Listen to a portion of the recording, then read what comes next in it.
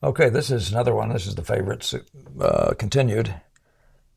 Question, I think you should someday make a videos from Ilya, a video tour of some of your favorite drawings and paintings, or have I missed it? And show us what it is about their qualities that you find fascinating. Now, I'm doing this way fast, way too fast, but I want you just to notice what the pictures are and think what you think, okay? Because I've noticed that on numerous occasions you're mentioning the joy and the pleasure. I indeed started to ask myself those little questions, like why I find it beautiful. Do I feel curious and happy while drawing, or is it just a chore, et cetera, et cetera. And it's actually fascinating how you can sometimes become absorbed by the visual field, even if my drawings of the field are still not top level, when you ponder on this kind of question in the process.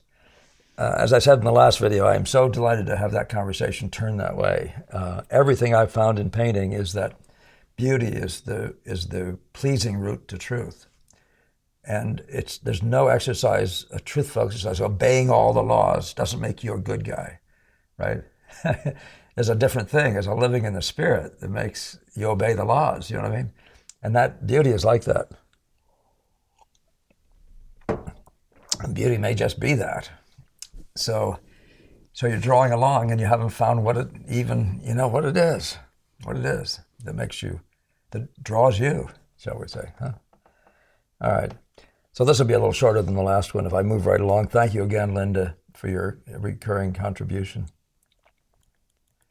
All right, so I ended with discussions of this kind of painting, Chinese painting, it's so fraught with drawing, it doesn't have colors. So in one sense, it is just drawing.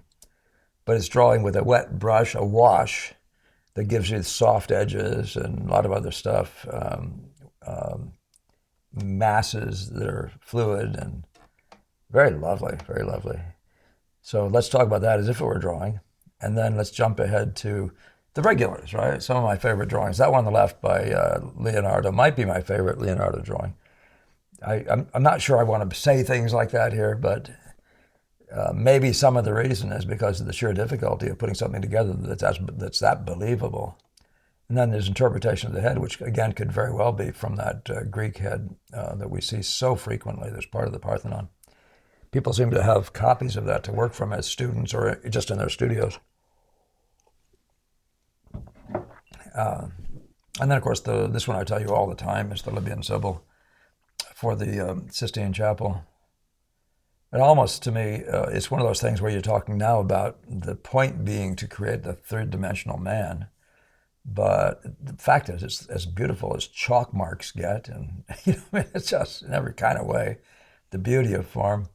He doesn't always manage to maintain a great unity. It winds up being a bit piecemeal with all these bumps, probably inevitably. But I don't know if I've said it before, but the fact that they all can be called walnuts means that he's getting the form. The walnuts is what Leonardo said. There's a bag of walnuts. So leave it at that. But we talked about it last week. It's just one of the great drawings. Now that Watteau, I really, really appreciate this drawing by Watteau.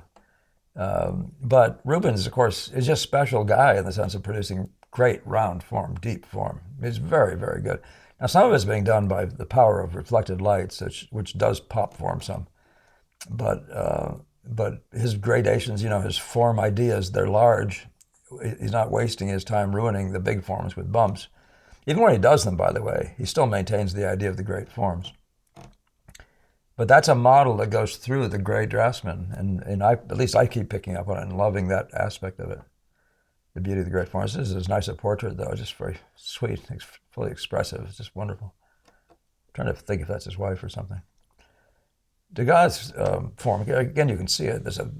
Really comes into this thing. It's so far removed from the Rubens exaggerations. This stuff feels like nature as you would see it. And I'm sure these things are based on his looking at the model and using his memory. The unity of it is so powerful. And of course, unity is one of the very defining terms of everything we do. So to the degree that I picked on Michelangelo a minute ago, this is almost flawlessly unified. It has this great sense of oneness. Each of these drawings. This one very early on. Well, all of them. These were very early on. These were for what would have been academic paintings if he'd ever finished them. He worked them up, but he never brought them along to the level that anybody doing an academic picture would have been happy with. but I don't know of any other academic draftsmen who have the skills, that sense of form, the draftsmanship, and the ability to unify a figure like this. Beautiful, beautiful interpretation of so many things. I just love this stuff, yeah. Good stuff. To God. Millet pleases me for several reasons. One is it's all about getting the essentials of the gesture. But he does it with great form, a feeling for great form. Not a lot of messing around with fineness at all, obviously. Great form, but the bulkiness of it, the fullness of it, the solidity, if you want to call it that. He said, by the way, this is a self-portrait, and he said he couldn't draw. He said he just couldn't figure out how to draw from life, but apparently he was doing okay that day. He's got one of his wife too. That's pretty impressive. But this one here is a sweet piece of drawing from any book. Again, that great idea of unity, figures hanging together. Who doesn't love, especially the portraits of Ang? But this one's always been a favorite of mine. I may have copied this one. Where did I found that? I don't know if that's a fog one or not. But the beauty of the line itself and line quality, and then the use of outline itself to make the form beautiful. It's a lesson in thinking about what is the content of form. Is form just modeling between the lines, or is it actually the line itself plus other lines, incorporating?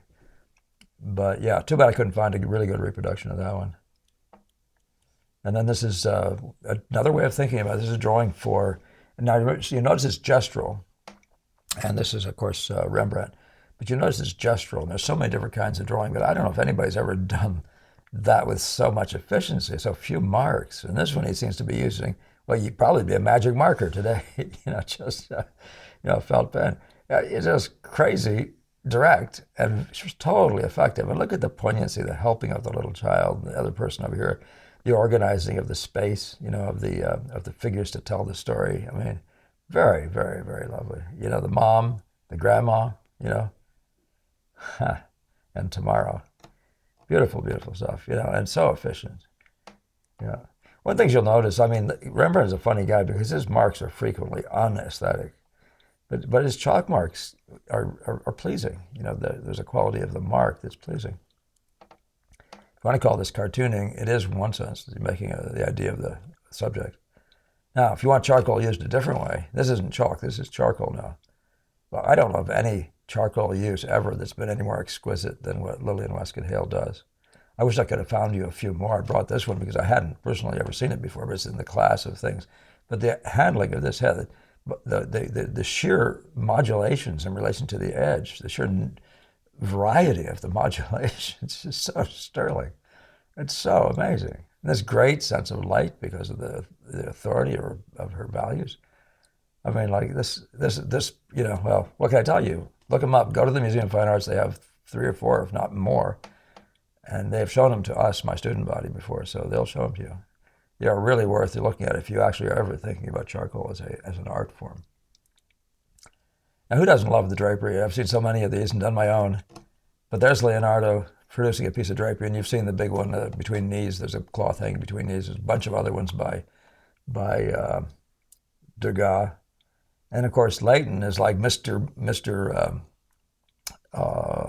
Folds over form guy, And notice how each of these guys is managing to express the form despite the folds or with the folds. Gemel's line that he was taught, that he shared with us, is we reveal, or the drapery reveals with what it conceals. So whatever you're drawing out here of drapery, you should be able to see the arm through it, right? And that's a major, major lesson. And these are just beautiful examples. It's always fun. If you really want to do something, set something up that'll hold still, that you like the folds of it, just draw it. It's a wonderful thing. It's almost as fun as cast drawing. Does anybody disagree with me on cast drawing? All right, I'm out of here. There's probably a lot more I can talk about. I'll think of them after I'm done here. But this one's shorter because we have to give some mercy to Mr. Producer. All right?